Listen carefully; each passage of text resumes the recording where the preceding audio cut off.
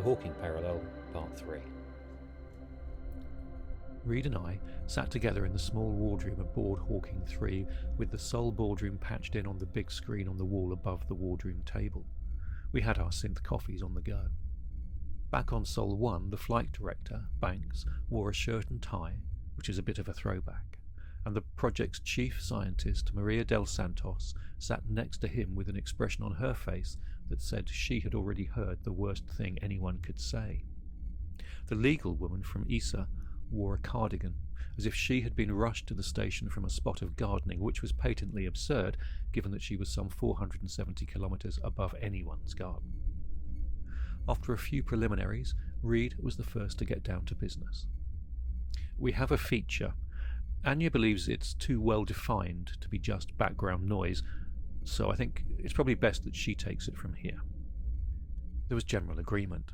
I nodded too and began my appraisal.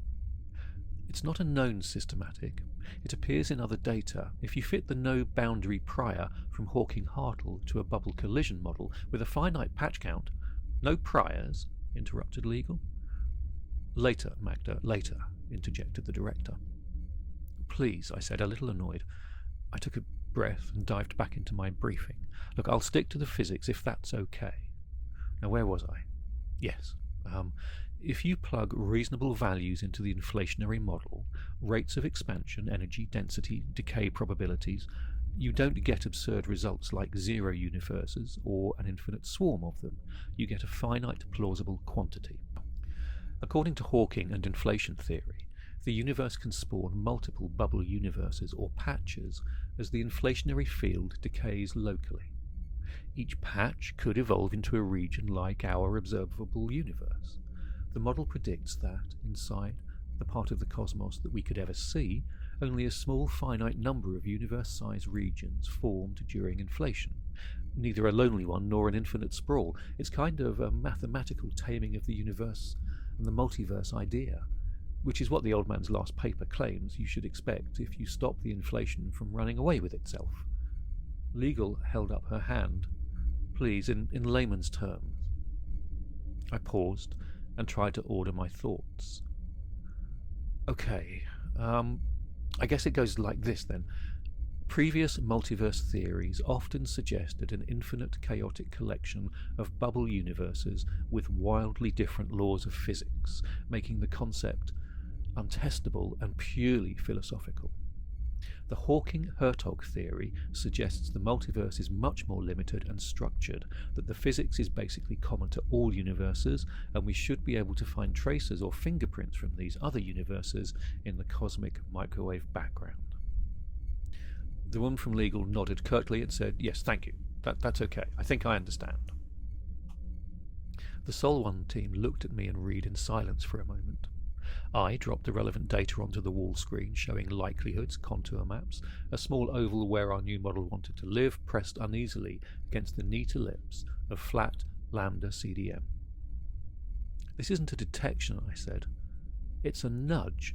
It's the kind that gets careers destroyed if anyone breathes a word, Legal snapped.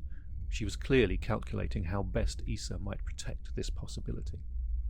I tried not to show how exasperated I was. I picked up from where I left off. The kind that only happens once in a lifetime, I said, keeping my voice flat and calm.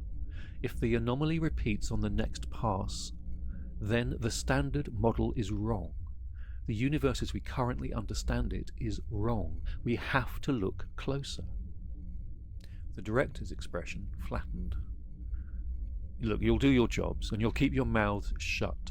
We authorise the vector change. That's it. No papers, no chatter, no calls to your old friends at Caltech, wherever.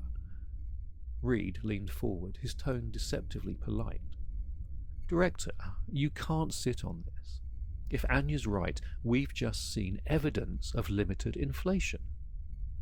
I think you've seen a statistical hiccup, the chief scientist interrupted. You start talking about it, and every crank with a tensor calculator will be claiming first contact with God.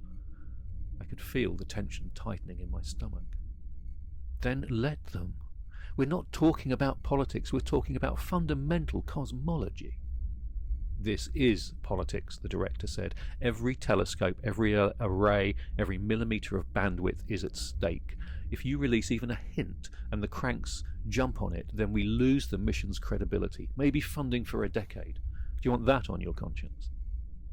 Reed folded his arms. You still can't keep a discovery like this locked in a drawer. Oh, watch us, Legal said. The atmosphere in the room curdled. Look, enough, the director said finally, cutting the air with his hand. You get your authorization for a trajectory change and a bore sight adjustment, and that's all. The data stays sealed until I say otherwise. That's final. I met Reed's eye, silent fury in my look. I swear he could almost hear me counting down from 10. The chief scientist pushed back her chair. Look, if the anomaly disappears, you'll thank us. And if it doesn't? I asked quietly. No one answered. The meeting broke apart in brittle silence. This near-instant tight-beam comms link was dedicated to the mission and unavailable outside of our tight-knit group and set of mission protocols. Standard radio comms were now on something like a 40 hours lag to Sol 1 and Earth, which made leaks difficult, at least for now.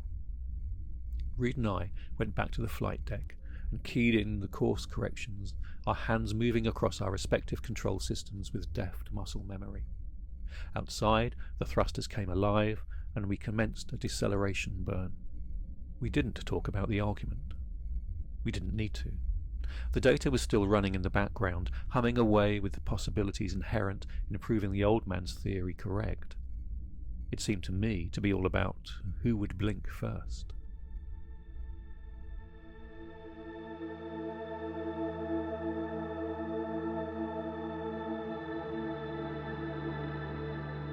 And there you have part 3 of The Hawking Parallel, taken from my upcoming novel, A Symphony of Silence. Part 2 of the duology, science fiction duology, Cry Havoc, the first part being A Solitude of Stars.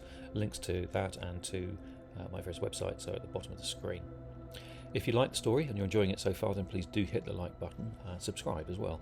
There's over 130,000 of you now listening to these stories. And please feel free to comment, get in touch, and pass the stories on. I'll be working on part 4 over the course of the next day or so, and it'll be up very shortly. So I look forward to catching up with you when that is ready. In the meantime, take care.